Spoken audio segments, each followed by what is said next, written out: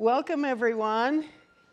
I'm Sue Richardson from the Jericho Historical Society, and I wanted to thank everybody for coming out today, and also the Underhill Historical Society, who has worked very, very hard to put this event on, and we're very honored to partner with them in sponsoring this event.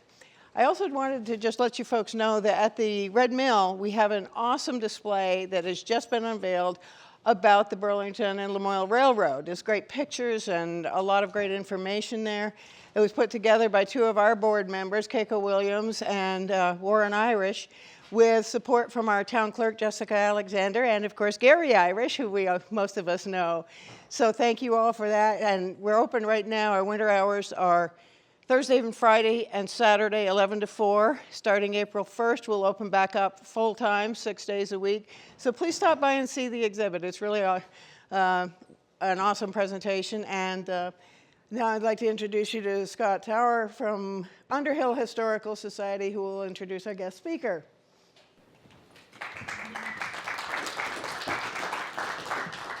As she said, I'm Scott Tower. Oh, that light.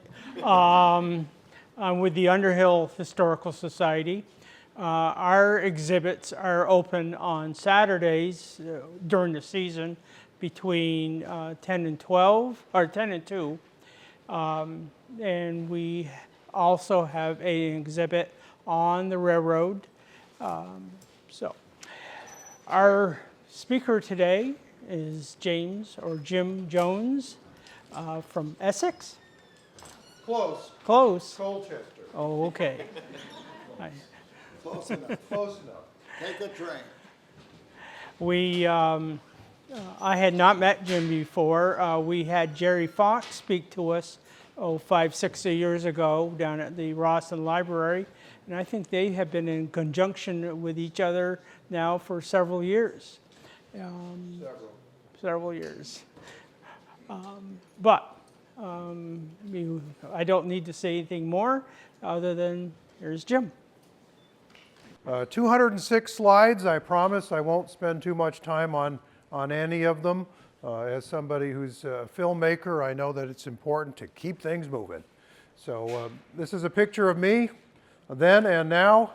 I think that the old play school caboose is probably holding up better 65 years later, but railroading runs deep in my family. I'm a third generation railroader, and I'm the only one in my family who never actually worked on the railroad. Everybody, including my mother, had a role in train service.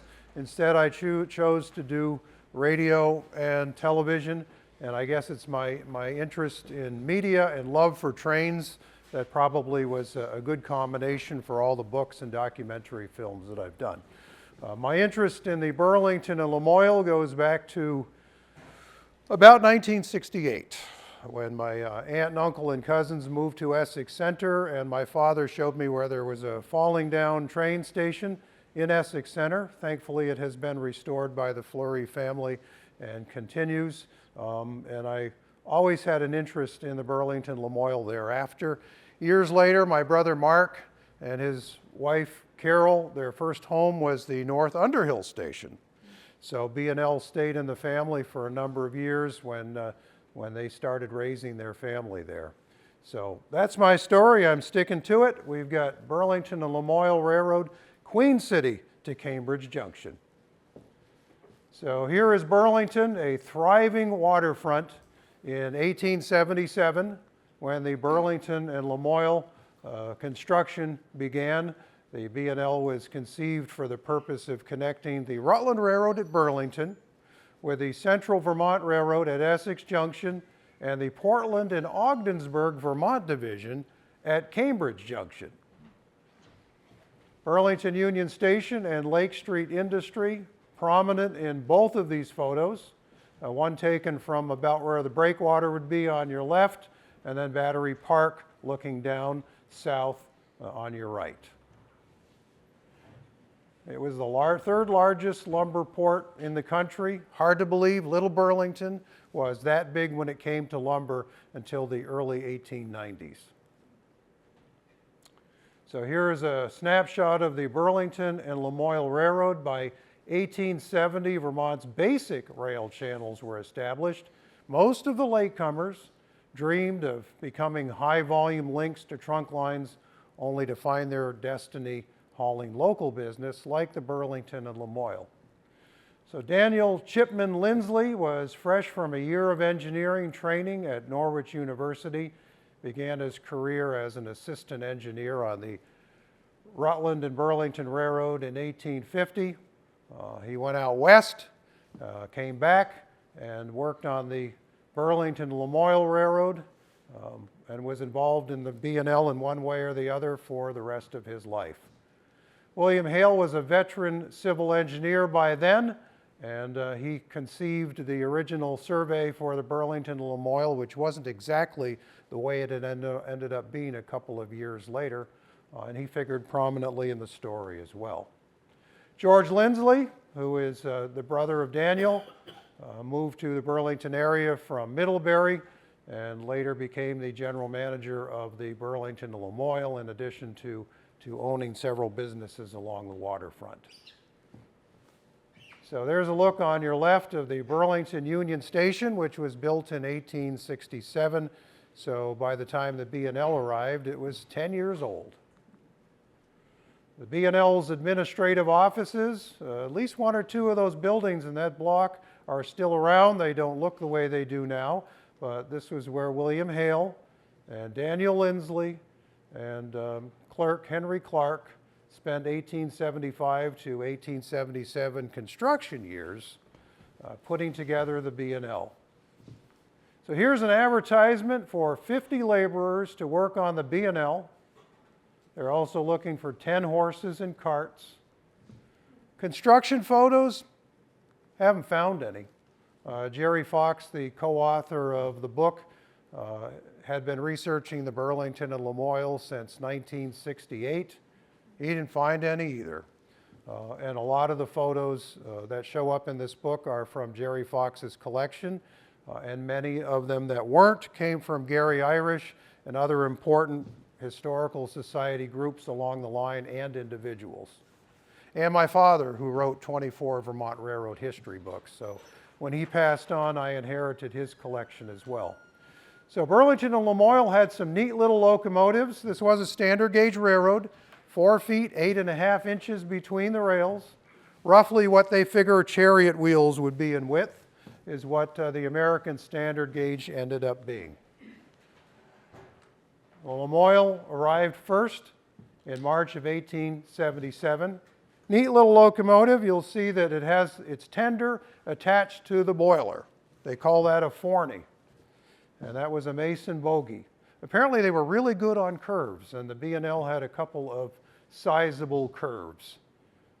Another handsome builder's photo, this of its sibling, the Mansfield, and this was the shops of Mason Locomotive Works of Taunton, Massachusetts. So thankfully, even though there was a shortage of construction photos, some of the early photos of locomotives on the line are still in existence. This was the largest of the original locomotives, also built by Mason, but a different wheel arrangement, and you can see it has its own little tender. This one was bought used from the Central Vermont Railway and named for William Hale. And there it is on the line. They were burning wood at that point. This was before coal.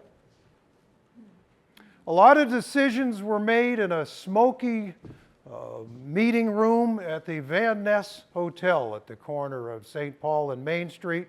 Here is a view from 1884, a picture of the corporate office.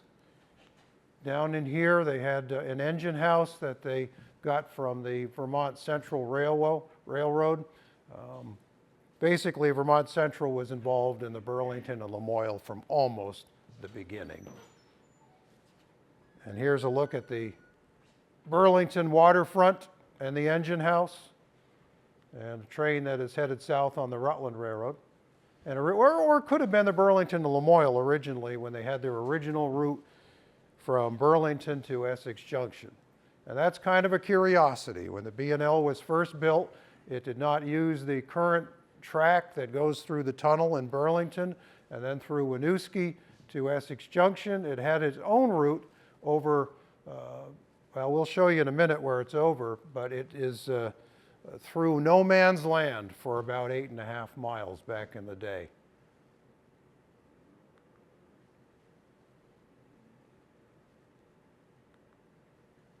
So we got Burlington to Essex Junction, the original route, 1877 when the first trains ran. Here we are over at Cambridge Junction, and this was a colorized version of this appears on the cover of our Burlington and Lamoille book. Since trains ran on faster schedules with passengers, they carried the mail in a combination express smoker car. Originally, the B&L had 36 boxcars, 8 flat cars. They hauled general merchandise, logs, lumber, firewood, coal, granite, grain, potatoes, cheese, butter, eggs, oysters, chickens, turkeys, maple syrup, and livestock.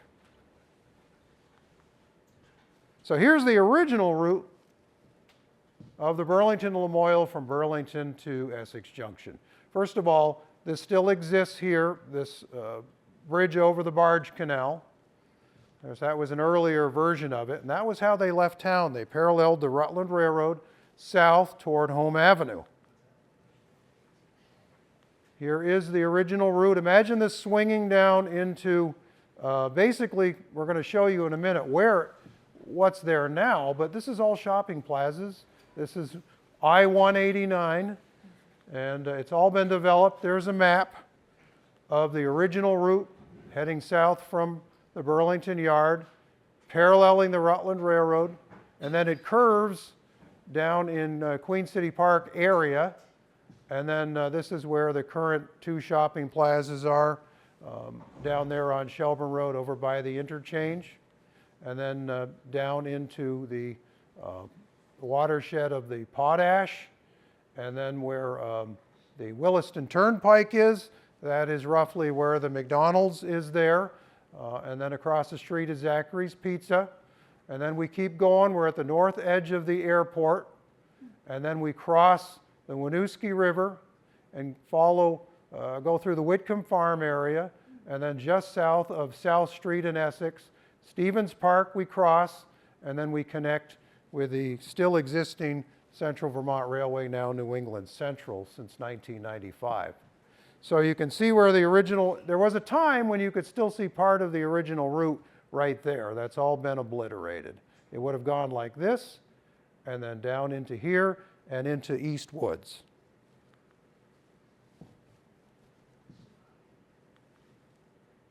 So this was one of my favorite places as a kid, and it still is. I go there a couple of times a year down in East Woods, where we have not 1 but 2 abandoned railroad grades. This was the Burlington and Lamoille. Next to it was the Burlington and Heinsberg, a railroad that was never finished. Never saw a train. They got as far as Van Sicklen Road, laying rails in Williston, and basically ran out of money. And that's a whole different story. And at some point, I'll probably do a book called 14 Miles of Failure. But there won't be any train photos for obvious reasons. So this would have been a view that some of the passengers might have had as they were going along the Burlington and Lamoille. But South Burlington, there was hardly anything there in those days. Scattering of farms, a brickyard, a stone quarry, no depot for South Burlington. So here we are over by Stevens Park, and this is the other part of the line into Essex, crossing the Winooski River, and then coming into Essex Junction. So if you're driving on this little piece of road north of the airport, this was the cut that the railroad had. It's been widened a bit, but they went right through there. There's a little piece of grade left. Now this was not the bridge that crossed the Winooski River, but it's the same style. This company, Melvin Hall Series, took pictures of the Quechee Gulf Bridge, which was same size but not the same height. And it was built for the Woodstock Railroad. And then their next job was building the Burlington and Lamoille. So figure that the Winooski River would have been about that level. It wasn't anywhere near as high as the Quechee Gorge, but the bridge was the same. And it was designed to carry traffic underneath, wagons, horses, whatever. Never happened, but they built it with the possibility of there also being a highway paralleling the Burlington and Lamoille Railroad at that point, when it wasn't considered a threat with automobiles. So this would have been one of the abutments to the bridge. The bridge basically was blasted later on, and the lumber was floated down the river, and Burlington and Heinsberg comes in because in the 1890s they were building their line, and they bought all that used lumber, and they hauled it over to the railroad that they never finished. Bypassed. So the original line that went down through here was bypassed when the Central Vermont Railway worked out a deal with the Burlington and Lamoille that they could not refuse. The arrangement was you get rid of that line south of town, you can use our track, but you can't switch any freight on the line, but you also get responsibility for picking up the passengers, and you can make a little passenger revenue.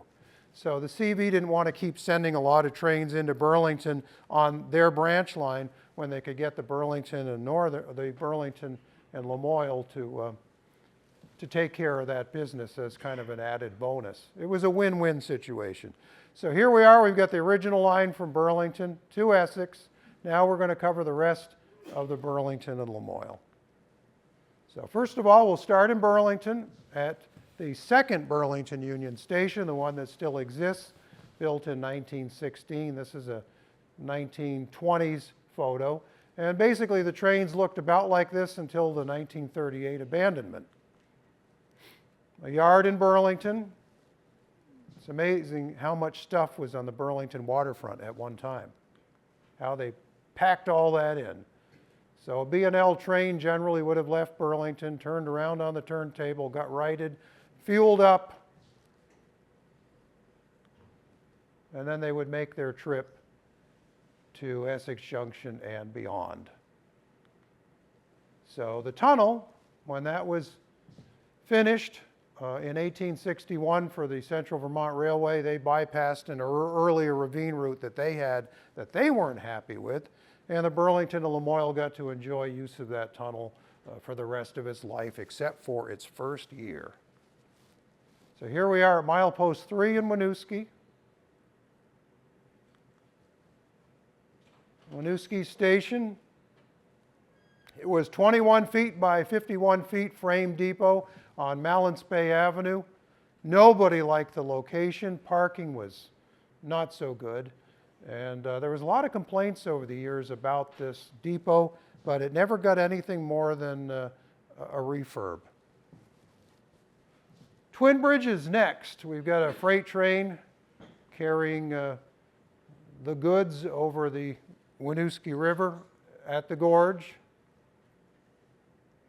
Now it takes a village to put these books together. And some of these photos came from the Winooski Historical Society. Joe Perrin has been a real gem with, hey, I got something else for you. So, and then here's the Lime Kiln Bridge, previous one. So here they are upon their 1914 opening.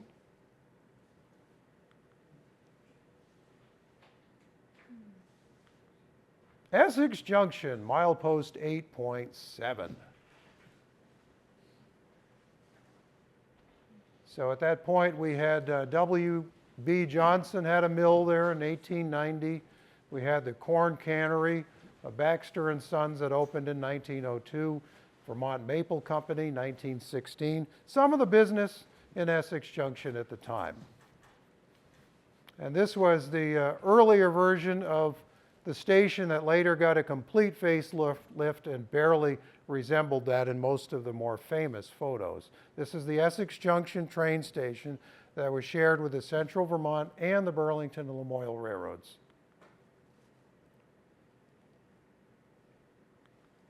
And later on, the trolley. Over there. It's an 1898 photo. This is the more famous version of what people would think of as the Essex Junction covered station. Johnson House Hotel was less than 2 blocks from the rail terminal. Here's a look at, most of this is still around except for the B&L. You know, you've still got the Y there. And this would be going to Essex Center on the Burlington and Lamoille, but fortunately everything else in this 1931 aerial, track-wise, is still around. When I was living out west, living the dream on the radio out there, somebody apparently burned this down. But that was the old wood-framed freight house where basically a B&L train would come in and load things into the building, and sometimes they go right out the other end into a Central Vermont Railway boxcar. In one door and out the other. So we're headed to Essex Center now and looking in a northwesterly direction. The line didn't really take that sharp of a left, but a little artistic license there.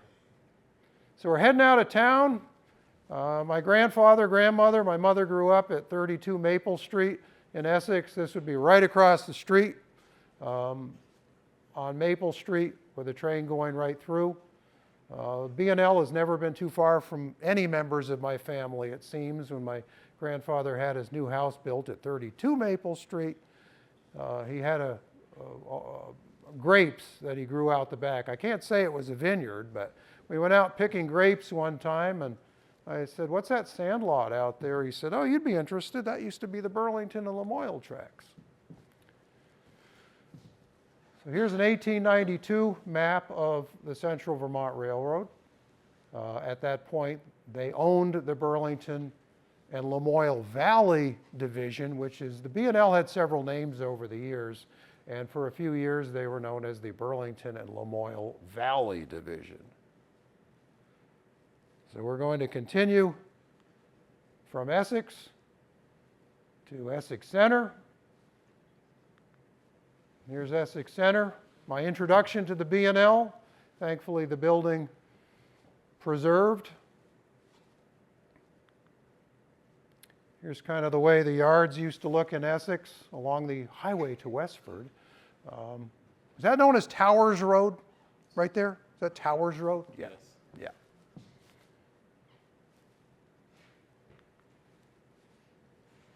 I just love those stations. They're so cute but ornate at the same time, functional, nice design. Champlain Valley Fair was held at Essex Center for a number of years until 1922. A fair amount of action there in Essex Center, and as you can imagine in those days there were still people taking the train to fair time. But there's just a sea of automobiles and the writing is on the wall. Somebody had to maintain all that track. Here's a section crew before there must have been some version of OSHA in existence. Look at the hard hats. Gloves.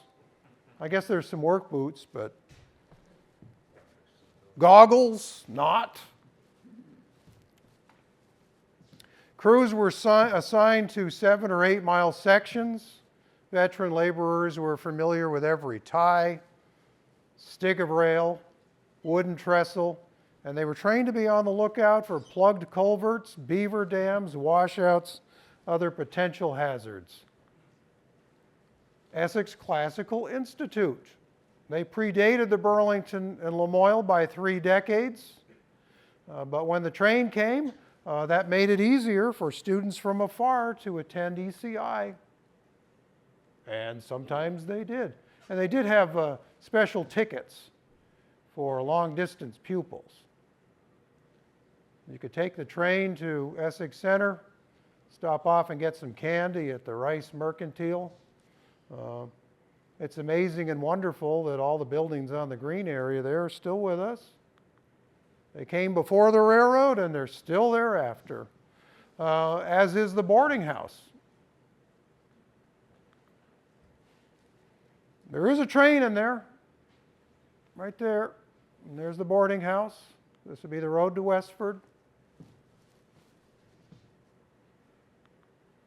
It may be a fuzzy photo, but thank you, Burt Green, for taking it back in the day. Now here's a look at some of the passes that they would have had on the railroad over the years? Yet more? They all look about the same, don't they? And here we go. As we leave Essex Center, they've got the Simons and Dunkin' Donuts over this way on your left as you're heading toward Jericho on 15. That's what the crossing used to look like.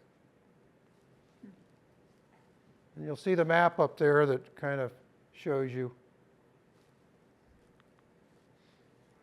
A long bridge, long wooden trestle as they called it. Railroads, it was often a trestle as opposed to a bridge, especially the ones made of wood that were like this. So there's an impressive freight rattling the timbers over Lee River. Came from a Jesse Luck postcard from the 1910s that I digitally colorized. An eastbound passenger and baggage run in your upper left. And then the bridge was eventually replaced. There was a brief glimmer of hope in the 1920s when all of this milk traffic was running over the Central Vermont Railway and its Burlington and Lamoille division. And so they improved the track, built a concrete section bridge over the Lee River, and filled in a lot of the previous bridge so that it looked like that. And this was one of the last surprises. Gary Irish worked with me all the way through the final acquisition of materials. Fortunately, Gary has been interested in local history for your entire, since you could walk. You learned from your grandmother. Gary is really the go-to guy for Underhill, Jericho, Essex Center, because he knows so much more than just the railroad stuff. He can really add a lot of local flavor to the captions in the books, and I'm very grateful for people like Gary who really made this book shine, because I don't like to just do train books. Every town was different, the geography was different, what made that place different from that, and it's the local historians that can do that for you. So here we are in Jericho, milepost 15.7 from Burlington. You're looking toward the Jericho Mill from the back. And here's some of the local businessmen of the times and women. Enos Bailey Williams, Carol Steigels, and Ed and Hattie Corse. And we believe that Hattie Corse, who ran a millinery shop along with her husband's sewing machine and cycling business, probably went to New York City once or twice a year by train to bring back the latest fashions to the area. I've been told that our book will soon be available on consignment in this place. Good news. So those who are interested in purchasing one today, you certainly can. But from what I understand, we're going to be leaving some at the Jericho Mill gift shop. So that'll be a nice, convenient place to pick them up and tell your friends. What a neat building. We're so lucky that it's still there. Never could build a railroad spur into that, though. As you know, the topography, you really couldn't put tracks in there. So instead, you had to do a little carting from the railroad station over and back. Later on in life, we had the ice house, the creamery that was in Jericho. Look at the Jericho station yards. This would be the circle you could still drive in. I don't know if you still can, but when the station was still there, you could still do it. And that was kind of a sad story, the demise of Jericho Station over the years. They called it the Heartbreak Hotel, some of the people who owned it, because several marriages came and went during that time, some remodeling and just a whole bunch of things collided over the years to just make it not possible to save over time, and it's too bad. But that is the only B&L station that does not survive now, which is pretty neat. There's the Jericho Car House. door open, ready for business. They also have the trailer that probably was on the back of it to haul some of the tools. We are looking west toward the Horn. Does anyone know, other than Gary, what the Horn is? It's not something you play musical notes with. It is a really cool part of this railroad. Look at that. How do you gain or lose elevation on a railroad?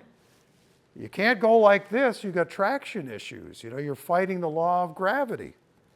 So you have to build a more gently swooping curve. And so basically the circuit had to go 2 miles to do something that, as the crow flies, was considerably less. So there's a look at the Horn from an aerial. Parody's Crossing was at the Route 15 end of the Horn. We've gone from the station around the Horn. There's Parody's Crossing. This was 1979. You know, there's a house right there now. There's houses all in there now.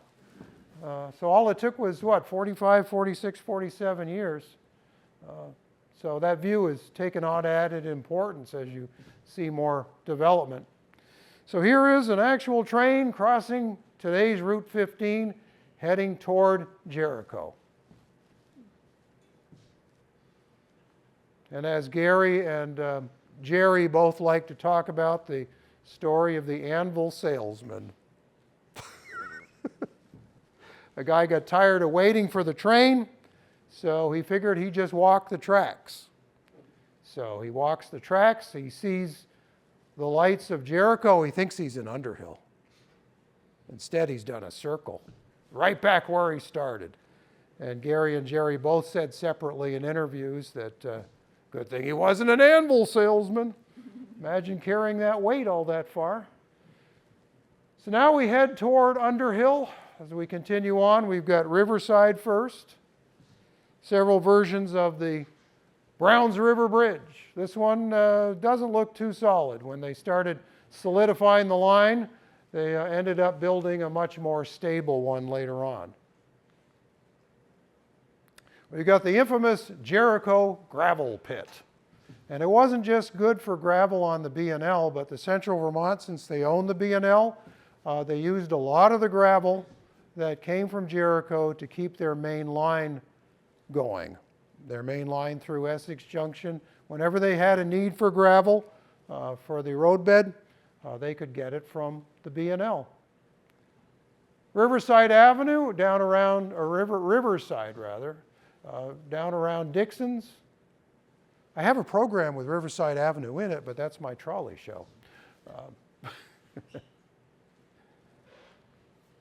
Dixon House, we've got Leonard and Eliza Dixon, genial hosts, well known for their hospitality, their fine cooking. More than a few guests departed with bellies full of meats, oysters, pastries, and fruits of the season.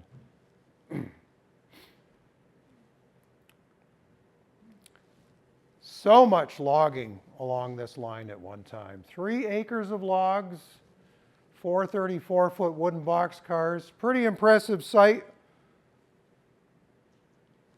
in Underhill Flats area. Darius Knight, one of the entrepreneurs who owned a mill. Riverside Steam Mills employees take a quick time out to pose for the paparazzi of the time. I'm on a postcard. Sometimes you see those postcards later and somebody circles it with an arrow. Me! Or Aunt Griselda or something like that. Riverside Creamery at Underhill. Underhill Flats were now 20 miles from Burlington.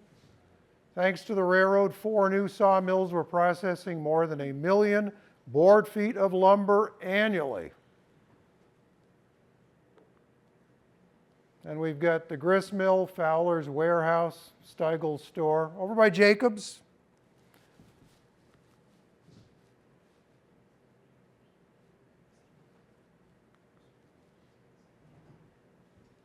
Another colorized picture from Underhill Station. The Underhill track layout. Another one of those cute country depots. They're loading milk onto a rail car in the lower right picture. Empties await retrieval from their owners. A lot of milk cans. Look at all the milk cans that are just discarded off on the side in the lowest left.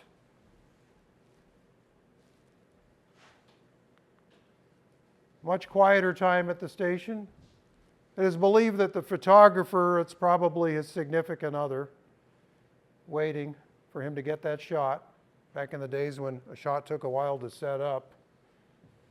Lillian Cross was among the Burlington and Lamoille's regular patrons, rode the first train and the last. The easterly overview of Underhill Station made during the 20th century's first decade. Coal was being unloaded on the left in a gondola. Now, one of the B&L's proudest moments, no doubt, came in August of 1906. People love to complain about the train and how it took forever to get from one place to the other and had so many frequent stops. Well, if they were riding the local, it was a train that was designed to stop and switch at every one. But nobody complained about the speed in August of 1906 when a special train raced from Burlington with a fire engine on board to extinguish a blaze that threatened to destroy the village of Underhill. The 35-minute, 20-mile dash remains an impressive feat.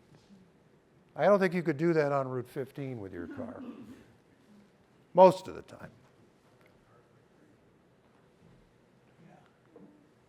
The swamp.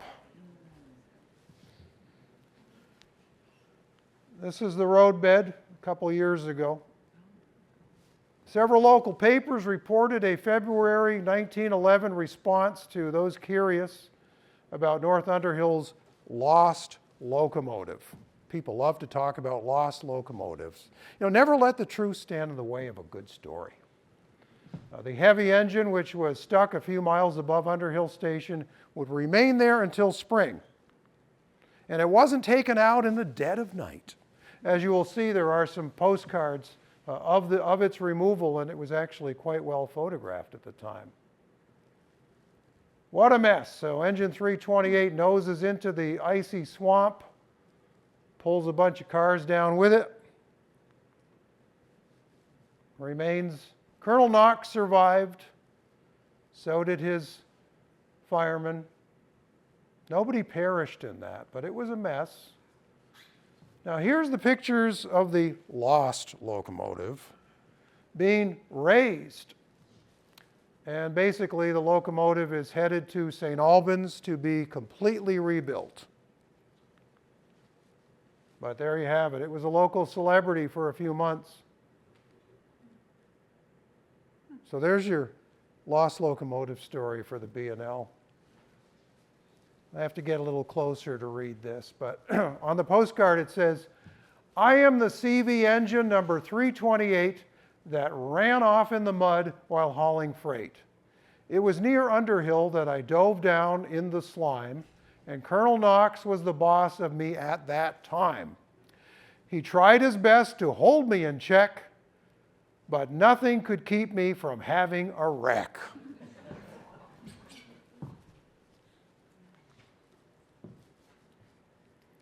Now, railroad surveyors originally had no plans for North Underhill, but it became a sizable in-between station, and they did end up putting a station there, but it was far enough away from town where they actually made it a two-story depot so that the station agent could live in the building, because it wasn't like there were a lot of places to stay over at North Underhill.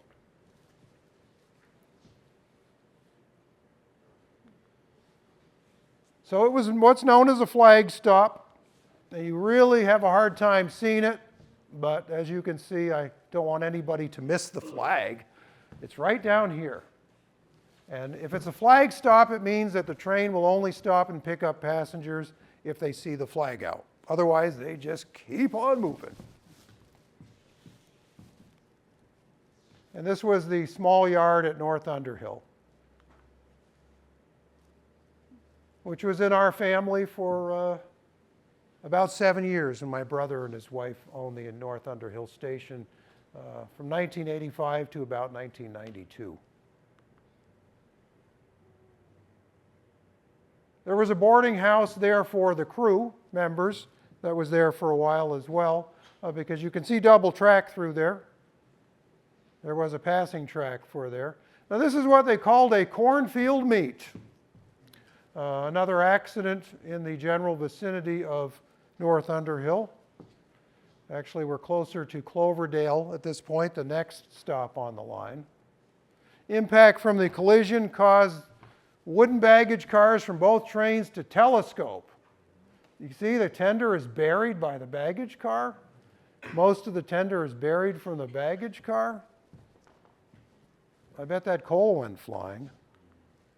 They switched to coal, by the way, from wood in 1889. That's when it became a coal-burning railroad. Next stop is over by Seymour Road, where the railroad crossed today's Route 15. Cloverdale, they had a creamery. The railroad really didn't serve Westford, but it just nicked a little corner of Westford. So therefore, Westford can say, we had a railroad. Otherwise, they really didn't. They never had a station or anything. Cloverdale track set up through there. The original building was lost in a 1915 blaze. We're guessing that this was probably the replacement station. Considerable business went on the B&L at one time from the Cloverdale Creamery and Ice House.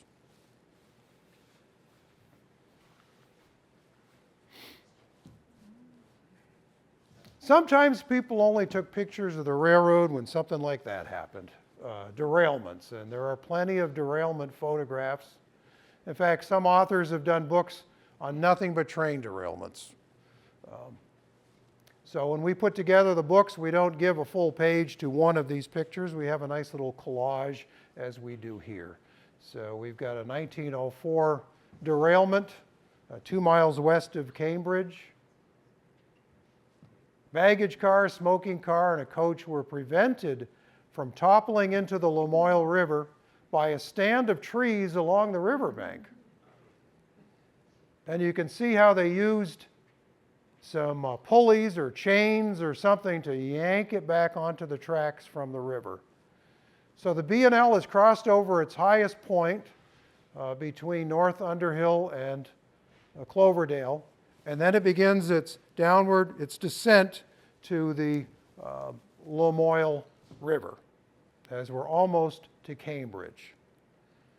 I was over at the Historical Society in Barrie looking for pictures, and I went through their file for Cambridge, and there were no train pictures. And I'm like, wait a minute, that's the track right there. And there's some kids up on the tracks, and there's a sesquicentennial thing going on. So here we are. You know, you've got that Boyden or Boysen.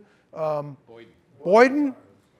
You got the Boyden folks back here, and this is where the highway takes a sharp curve. Originally, the highway was on the other side of this. So as you can see, there's been a bit of an alignment change in places along the railroad since they tore it up. Yeah, that would be about where the park and ride is now as you come into Cambridge. So all along in the process of doing the documentary film and writing the book, I've needed locals like you guys to keep me honest. And Gary was the most prevalent person who really made sure that I sent him the roughs for the book, and he nicely circled things and offered suggestions. So thankfully something like that will minimize the amount of gremlins in the publication. But as my publisher said years ago, there's no such thing as a perfect book. And I always said, I'd like to have the first one. He said, it'll never happen. So here we are now in the rich Lamoille Valley, Cambridge, a prosperous farming community that all supported Jeffersonville, Cambridge Junction, and several smaller burgs. Bird's eye view of Cambridge, Vermont. Holmes was a common postcard photographer at the time. B&L entered Cambridge through the center of the 1890s photo above. American House Hotel catered to rail passengers, later motorists. Here's the William Hale receiving fuel at the time. It looks like it was burning coal by then. Had to have been the really late 1880s, probably 1889. A crowd is gathered for what appears to be a Sunday excursion. And nobody ran around. If they took the train, nobody showed up with sneakers and ripped blue jeans. All these pictures, everybody is dressed to the hilt. We're going on the train. We're going to go to a picnic. Let's get all dressed up. Cambridge's Creamery and Ice House, conveniently located within view of the station. Milk cans occupied platforms along the entire line. This was a milk hauling route. Big feed business concern in Cambridge Junction, or Cambridge, I should say. The original station agent, Mr. Gray, ended up getting into the feed business and made a really handsome living doing that, far more than he ever would have if he'd stayed in the employment of the railroad. So here's a look at the Cambridge station area at the time. Jeffersonville is next. You're 32.9 miles from Burlington by rail. The railroad transformed Jeffersonville from mill town to lumbering center. If you look down here, you can see a boxcar. Depot's down that way too. Another Holmes photo. Jeffersonville Station on the northeast side of town. At least 3 boxcars are in this picture. Jeffersonville was about more than lumber and dairy. A lot of milk cans were there. I'll look at the Jeffersonville setup.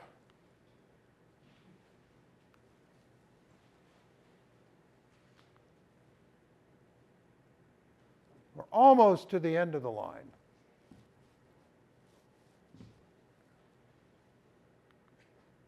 This was a little picture that we used, colorized, for the cover of the book. We're now at Cambridge Junction. We're looking down toward the Cambridge Junction area. You'd be roughly along Route 15 where they have the rec path now.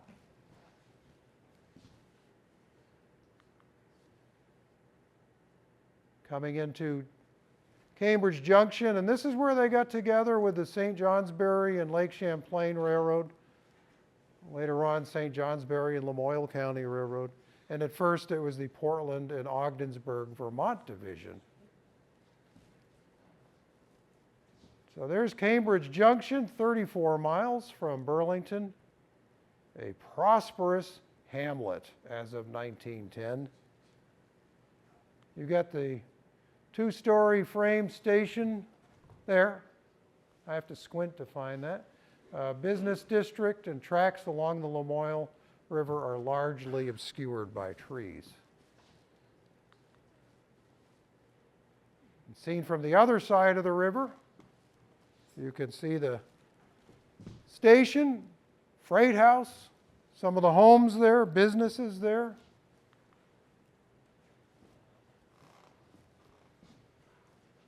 So there was the station that was built in 1887. Now from 1877, when the Burlington and Lamoille arrived, and then at the same time the Portland and Ogdensburg arrived, all they had was a little tar paper shack. and nail kegs to sit on. And the two railroads had periods of time where they didn't get along very well. And they purposefully had scheduled trains that would not match. And people would write in complaining about all the time they spent on the nail kegs waiting for the next train connection.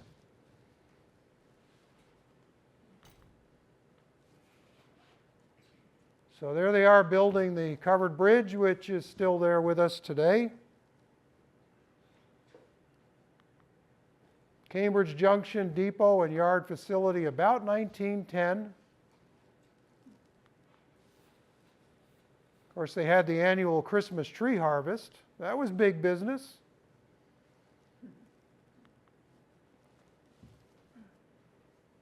Southeast side of the station. And as so often happened, especially in those days, it perished in an inferno in 1922. Nobody died in it, but there was little left but memories after that fire. And railroads were already at that point, 1922 in general, starting to think about economy. You were seeing more and more automobiles on the road. The train was not what it used to be. A lot of railroads never really made much money on passenger service anyway. It was the freight that was the milk and bread for most railroads' activities. Cambridge Junction Station, the last version, the one that replaced the 1922 Inferno one. Nowhere near as ornate, just a utilitarian box, really. You've got a B&L train that has arrived at the station, and the usual standard procedure was to bring your train into the station, and then you would switch out the freight cars if you had a mixed freight and passenger train, turn the locomotive on a turntable, and head it back toward Essex Junction in Burlington. Sometimes the locomotives would spend the night at Cambridge Junction. They did have a one-stall engine house and turntable and a night watchman.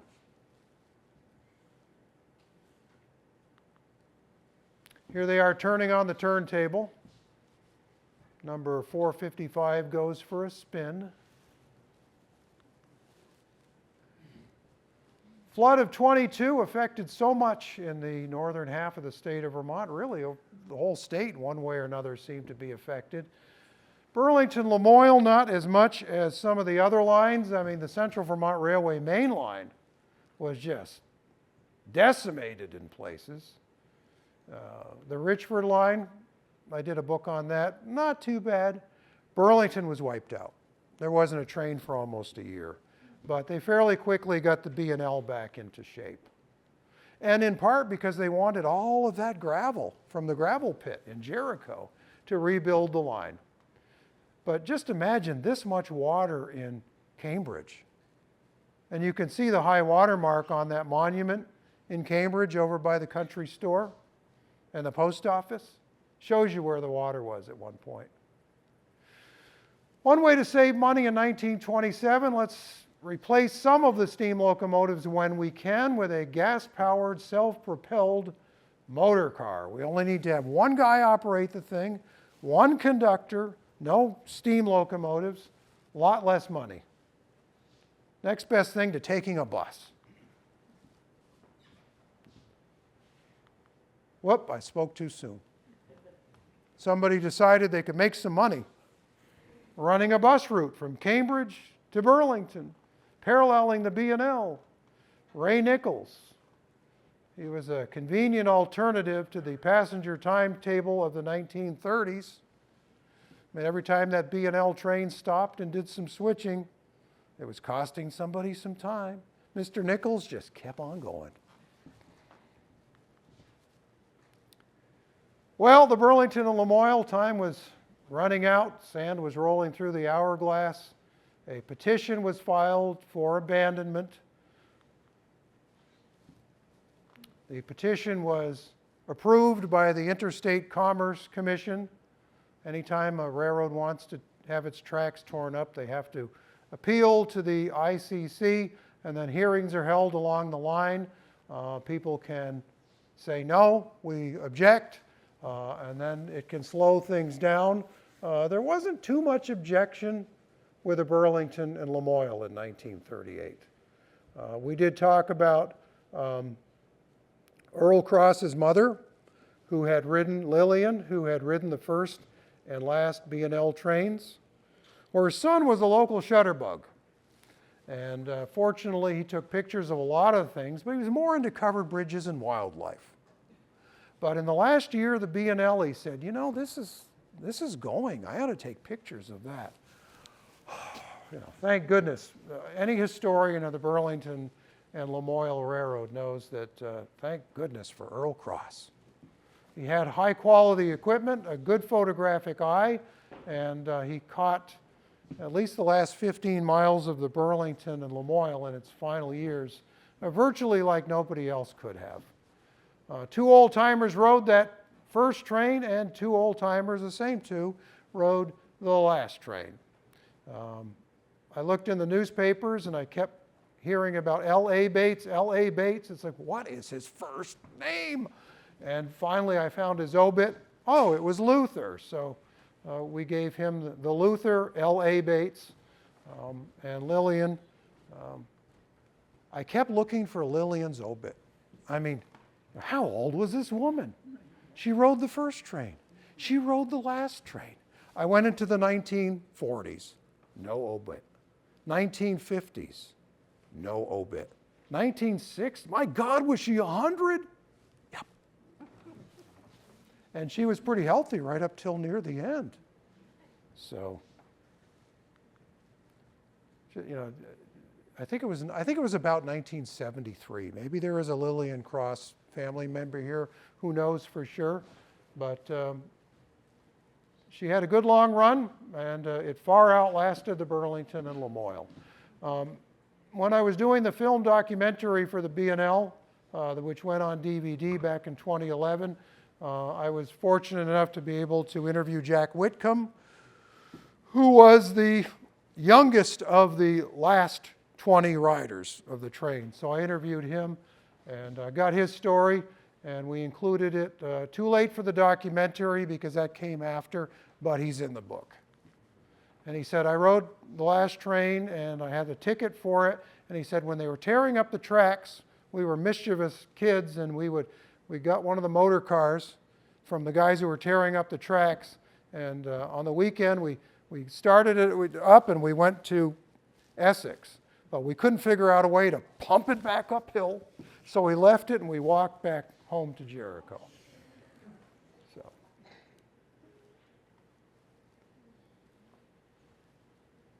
So here we are leaving Essex Junction on the Burlington and Lamoille, the last runs. You got Lillian and her buddy there on the left in the upper picture waiting to pick up the train at Underhill. This was the trailing car, a close-up of it. These pictures came from a variety of sources, including the Central Vermont Railway Historical Society. This was Agent Muldoon, who had the last honors. And we continue down the line. Cambridge,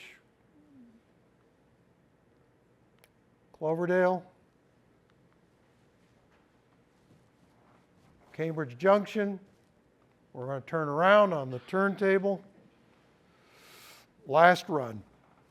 So the rest of 1938 was a combination of two things. First of all, they tore up most of the B&L. In fact, this was one of the great mysteries. In part was everybody said the railroad was done in 1938, but I kept hearing about a portion of it being saved until 1950. There was nothing saying, you know, they're tearing up the tracks in 1950 until I found one little notation. So I started looking at maps and studying them of the Cambridge area. So the tracks were in fact torn up by December of 1938 back to Essex Junction. But The last chapter in the book is called The Long Siding. That is what they named it. The owner of a business in Cambridge really needed, Mr. McGovern, really needed the railroad for his farming implement business. So the Central Vermont Railway said, we'll sell it to you for $1, 2.7 miles of the line. You got to find somebody to operate it. St. J and LC said, we won't buy the line.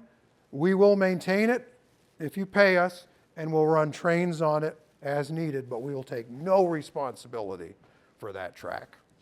So there were 2.7 miles of St. J and LC trains that for 12 years went from Cambridge Junction to Cambridge.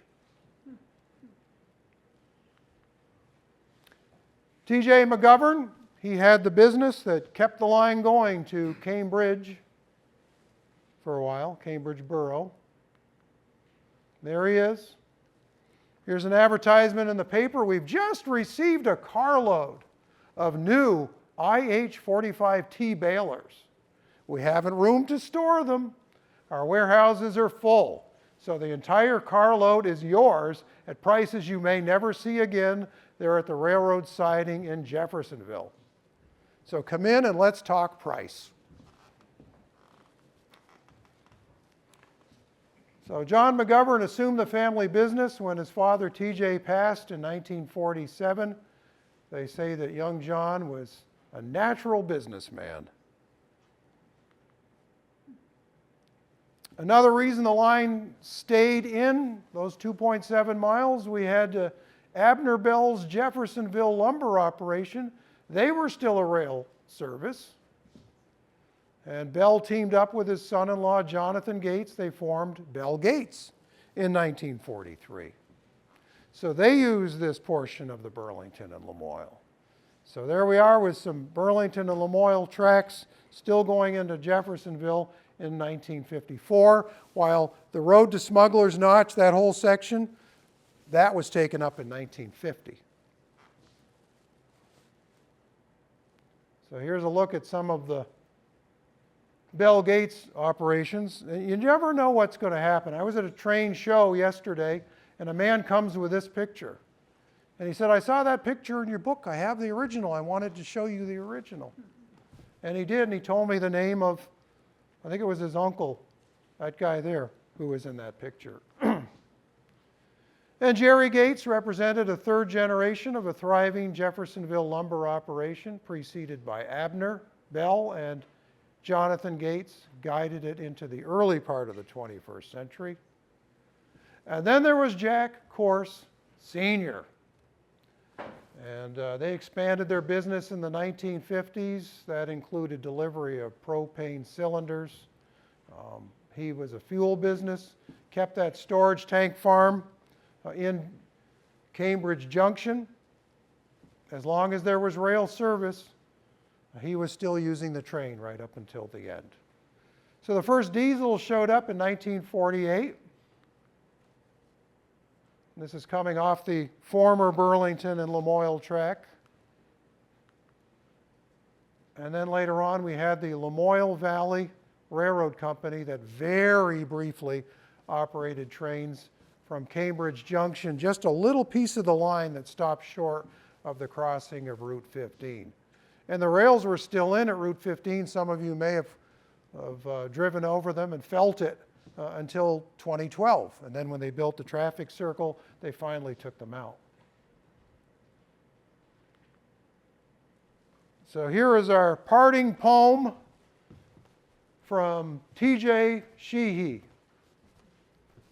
I stand on the line of right-of-way on the route of the old B&L, and I listen in vain for the whistle's blast or the sound of the engine's bell.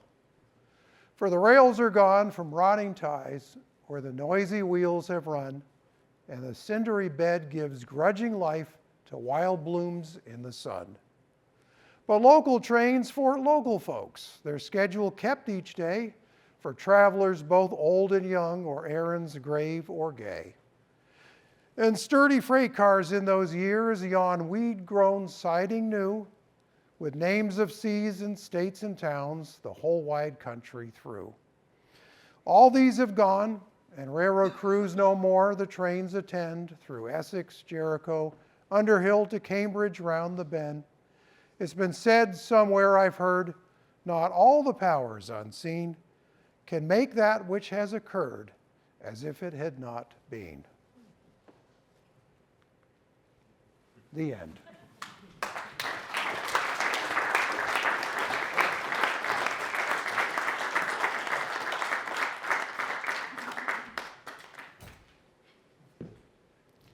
I'm not the expert. I'm a co-author of the book.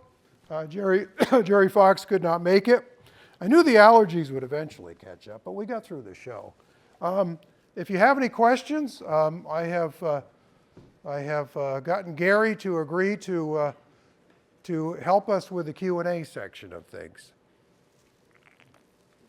Any questions about the B&L or local along the line history?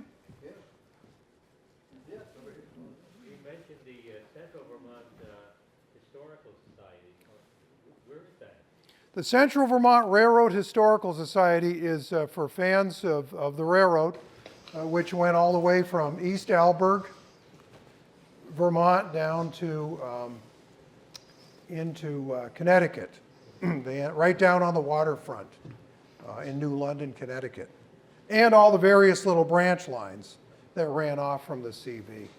There's, I don't know, 500 or 600 members. They have an annual convention somewhere along the line. So, yeah, anybody can join the CV Railroad Historical Society. Just look it up online, CVRHS. I'm sure they would be more than happy to have you.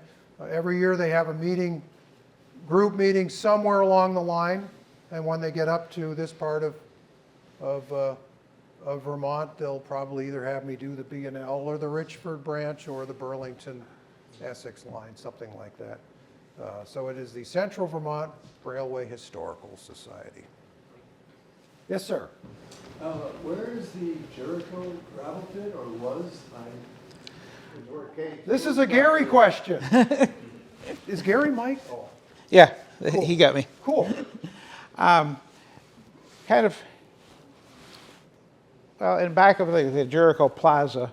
In other words, if you go out Raceway from the Jericho end, just before you get to the bridge across Browns River, the Davis Farm is there on the right, and it's kind of that back in that era, that was the Reed Farm, and the gravel pit was on the Reed Farm. So they took a lot, it sounds like a lot, so. Over the years. And not only the railroad, but the town actually used it for gravel at one time as well. I've heard my father tell back in the day, a lot of townspeople were required to work on the road so many days a year, and he was down there helping, and gravel wagon ran over his ankle and broke his ankle.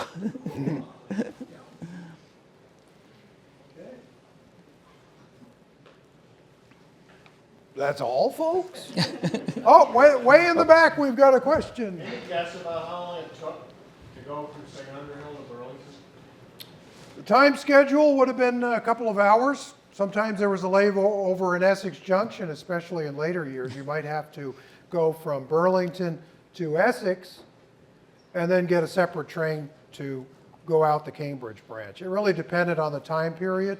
It also depended on whether you were on the through passenger train, which had the baggage, and I think it was about an hour and a half.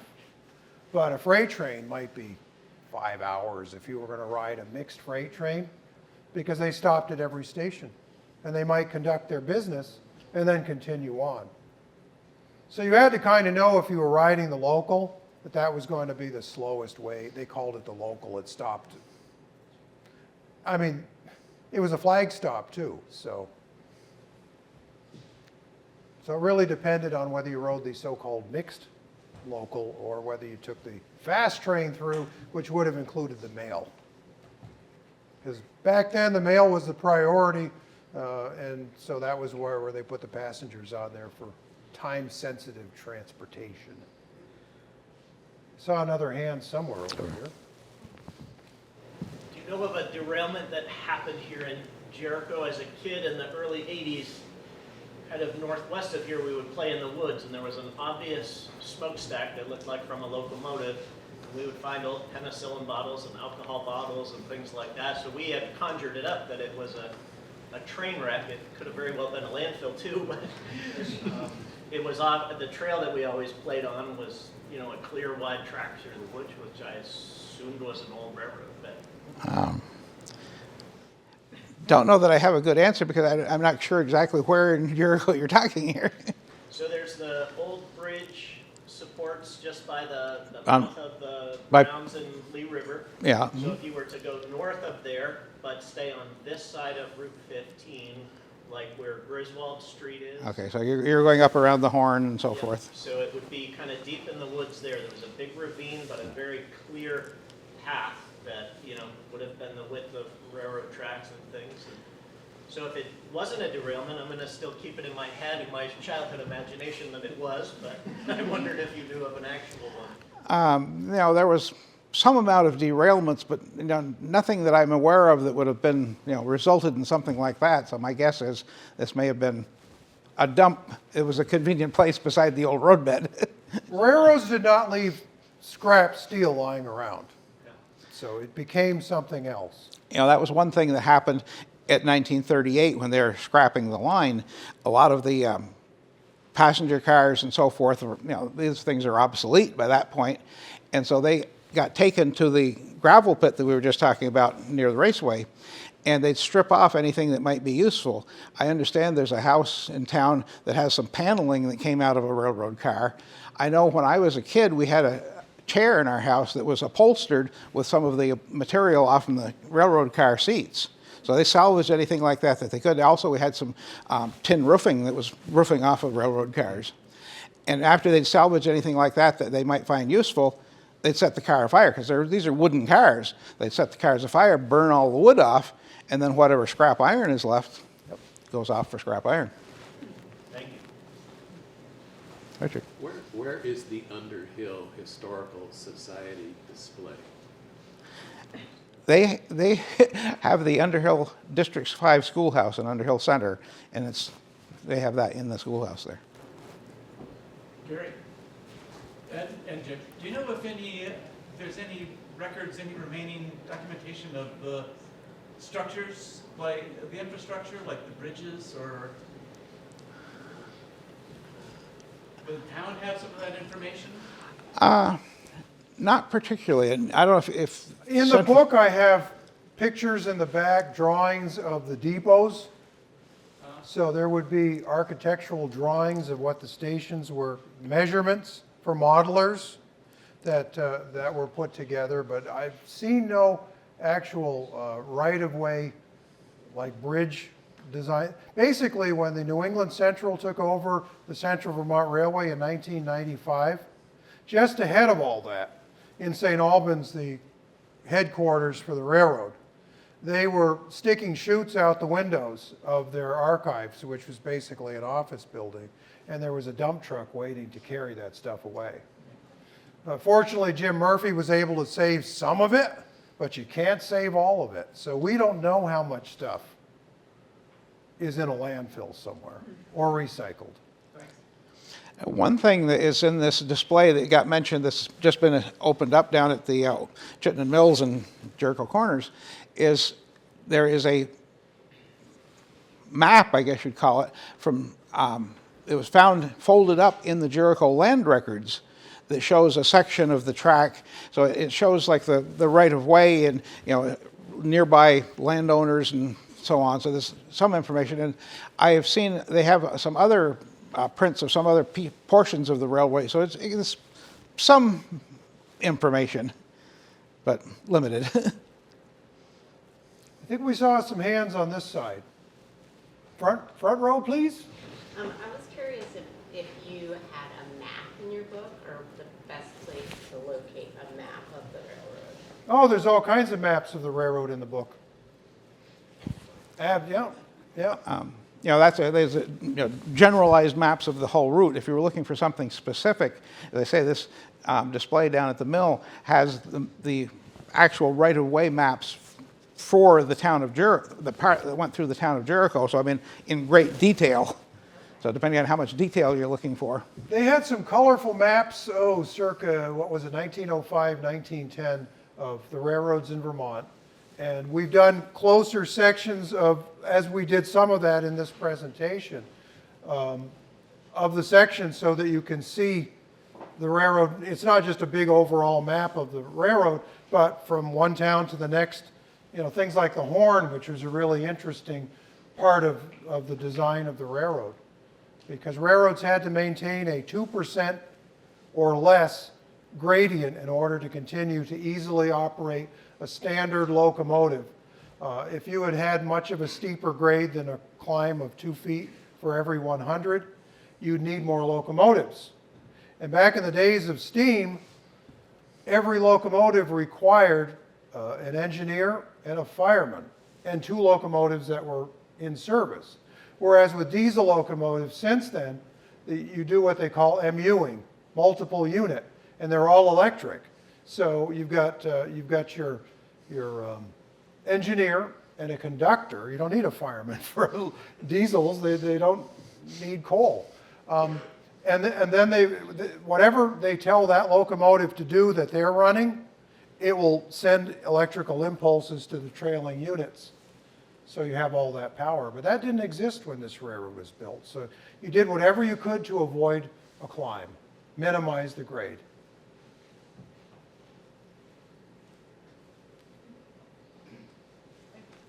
Go ahead. We'll get you all. Yeah, somebody mentioned that the route was changed. I don't know if the actual track was moved or when they put it in, that there were some people who had some money who didn't like where the railroad was going, so they caused the railroad to be moved over, right over in Cloverdale, very close to where it would have crossed. There's only a few examples, and I've heard of nothing in Cloverdale. That was the high point of the line between that's another program. That's my Island Line program. No North Hero on this line. North Underhill and Cloverdale. Right. That was the high point of the line. They had a couple of trestles on that portion of the line. And that was an area where you couldn't let a landowner tell you, I don't like your tracks there. Put them somewhere else. Although one interesting thing was that originally in the original B&L survey that William Hale did, Essex Center would have been left off. They had a different routing. They weren't going to go past ECI in that location. It would have dipped a little farther south, but common sense prevailed. So I'm not aware of anybody telling the railroad people where not to put their railroads. It's got to go somewhere, and usually it's the one with the least amount of physical resistance in the form of gradient. But occasionally you had to have a big curve like they did at the Horn in order to maintain that. And actually one of the farmers who had property on the Horn thought it was great because the railroads all had to fence their tracks. Along the line they had to have cattle fences, and he said, I can pasture my cows in the Horn, and I only have to build a little small fence and one little portion on it because the railroad built all the rest. We had some other hands on this side. Hey, I just wondered what it would cost me in a then money fare to get off the waterfront up here to Cambridge. Couple of bucks. Couple of bucks. Yeah. Did we ever have anything big up here this way? We never had like any 700 series running up on these tracks. No. No, the 450s were pretty good sized locomotives, and they were only used after the 1924 partial rebuild of the line. For example, that Jericho trestle probably could not have handled the weight of the heavier power at all. Right, I wondered because you said that they replaced a lot of the rail with 75-pound yard. Yeah, they went from 75 pounds per yard rail weight to a heavier, probably 90-pound rail, which was used, which was taken off another piece of Central Vermont Railway somewhere else. They call that relay rail. It's been relayed from some other place, and they bring it up there and use it. It was a branch line, so it was never a high priority route.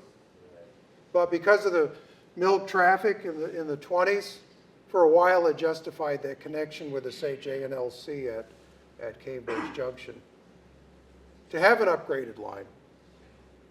Because they were phasing out all the smaller steam locomotives, all the old ones.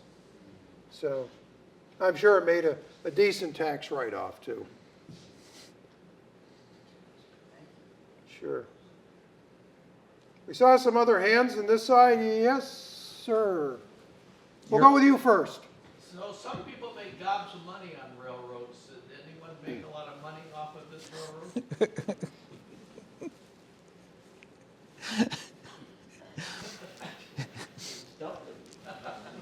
That's hard to say. They were losing their shirts in the end. Some railroads never recovered the construction costs. Basically, if the rails aren't there now, Vermont at one time had 1,077 miles of track, almost 1,100 miles. Now it's half that. But most of the railroads that were first built in 1848, 49, 50 are still around because they were the trunk lines. Branch lines like the Burlington and Lamoille have been gone for a long time. So there may have been a time that they were making money. They certainly thought in the early 20s they were going to make some money. But I think it was hit or miss. And it depended on the economy. It depended on a lot of things as to whether they were going to make money at any given time. I mean, think of all the logging business at one time that was coming out of B&L territory. They were probably making money in those days. So it depends on the time period. But passenger service was never terribly profitable. However, they would occasionally have an excursion somewhere where there might be 600 people who would ride on the B&L, and they make money on that day. There might be picnics somewhere. There might be a baseball game somewhere. There might be some well-known religious speaker who is coming to Queen City Park, and people would ride the line to get to Burlington by the hundreds. I think I've seen a newspaper clipping of, I think it was a GAR convention that they were having perhaps in Montpelier. Yep. And there was enough people from up in this area that they had to run a double train, 2 trains. You might want to explain to GAR. Oh, Grand Army of the Republic. Civil War veteran organization. Saw some other hands. Okay, we've got a white sweater with black stripes. I spend a lot of time on that, Lamoille Valley Rail Trail in the summer. Really enjoy the 2% grade. Yeah, Okay? that's right. It has really nice bridges, and they look old. And I wonder if they repurposed some of the, metal work. They have nothing from the B&L on the Lamoille Valley Railroad. You're talking about the long famous recreational trail from, Yes, it's glass. yeah, all the way to St. Johnsbury. Yeah. Now, B&L was gone in 1938 for the most part, so it wasn't even a thought. I mean, they continued to run. Oh, I just wondered if some of the metal had been, like some of That was long ago scrapped. They didn't waste any time scrapping. Again, there was Especially during World War II. Think about the line, B&L for the most part is torn up in 38. There was a need for that scrap steel pretty soon afterwards. There was a newspaper article I saw from December of 1938. Of course, the train stopped operating in June of that year, and the contractors were tearing out, amongst other things, the steel trestle that had been put in Jericho Corners in 1924. And it talks about there was about 100 tons of steel that they recovered from that, and they carried it to Essex Junction and then was put on the train there and taken down to New Jersey to be recycled. And that was one of the bigger things of steel parts on the railroad, and that it just went for scrap. Anything of value was taken. They didn't leave it sitting around hoping that in 60 or 70 years they'd build a recreational trail and maybe somebody could use it again. Yeah, I've had people occasionally ask, why did they ever take up the rails? Because they had great value. So they took them up. That was an investment that they had, and they wanted to get it back. And sometimes if the rail was good enough, they would reuse it on another line somewhere, and the rest would just get melted down and become something else. How have ownership patterns changed of the B&L right away? Essentially, once the railroad was abandoned, the right-of-way went back to the adjacent landowners that it had been taken from back in 1875 or whatever. In most cases, that was true. There were some that the Central Vermont Railway must have purchased outright, and they maintained mineral rights on for some time after that. But I think that Central Vermont Railway, which was owned by Canadian National at that point, probably got rid of that a long time ago. Who wants to pay Vermont taxes on something you're getting no use out of? Yeah, but over here, on those, on that bridge issue in the Lamoille Valley, I'm wondering, you know, somewhere along the way, the Rails to Trails Act, that was somewhere in like the 1980s, wasn't it? That Yes. came down? Yeah. And I wonder if that affected, because the Lamoille Valley wasn't thrown up until the mid-90s. Right. So I'm wondering if the old bridges there might have been preserved. Of course, obviously the relative value of scrap steel was probably a big factor as well, because I would imagine that the value of that steel by 1990 was a lot less than it was in the 30s in relative terms. But I wonder if the Rails to Trails Act had something to do with those bridges remaining. I know a lot of the bridges she's talking about are recreation bridges. They would never support a railroad, but they're sitting on the footings that the original rail bridge was on. There's a big difference between the B&L, which was privately owned by the Canadian National and their affiliate, Central Vermont Railway, in the 1930s, and the St. J and LC, St. Johnsbury in Lamoille County, later Lamoille Valley Railroad. The track was owned by the state of Vermont and leased to private operators. Clyde Forbes was the last. And that is the reason that the rail stayed in as long as it did. Actually, I moved back from Colorado in 2001. The rails were still there. I went and followed the whole line and took pictures before they tore it up, which was about 2004-ish. I went to Morrisville, and they had just cut up the locomotives and all of that. We've got some of those pictures in my St. J and LC DVD. So that's the reason that that line lasted as long as it did, because physically it was owned by the state of Vermont. And until it was finally decided there will never be a train on this line again, then it paved the way for, pun intended, for the recreational trail to take over. Yeah, you're right, they pulled all the track, but they did leave, as far as I can There had been some tell, floods. bridges. I've got pictures that I remember 1994 was the last time that Forbes ran past Johnson with his little tourist train, because some bridges had been washed out in this direction. So Yeah, those were rider bicycles up there. it was a beautiful Very line. familiar with we see one every couple of years where they have to rebuild parts of Yeah. the valley. It's still a maintenance headache even without the rails. You've still got to deal with Mother Nature, the beaver dams, you name it. I know another thing that fit into that, where the St. J and LC crossed Route 15 in Walden, there was a very narrow underpass, and that got torn out once the railroad was given up, and just to widen the road and make the passage better. And then when the rail trail came along, they put a new bridge, totally different, but to get over the roadway. High and wide trucks and low railroad overpasses don't make a good combination. So we have a blue shirt in the background. Can you still see the rail, the bed, the trail, or the bed for the old railroad south of 189?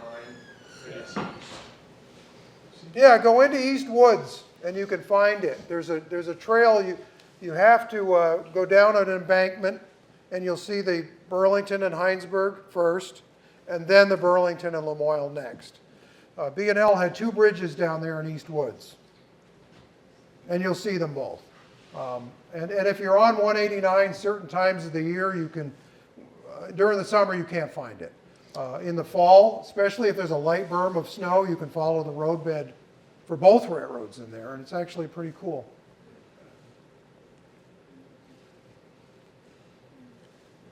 Yeah, something else I recently discovered. The Geological Survey has an online viewer where you can look at the elevation data from the orbital radar surveys that gives you very precise elevation data at very high resolution. You can trace the route of the horn where it goes around. There's a very clear view of the roadbed for the that replaced the Crestland around New River. Yeah. So Yeah, thanks to technology, there are things now that are easily available at your fingertips for information that in the past you had to dig deeply in the archives if you were lucky. If we could keep it on to the Burlington and Lamoille, that would be awesome. Are there any other questions? As much as I love the JNLC, and I could go on and give a program on that too. But thank you very much for coming. I do have books, if you are interested in the books or the videos.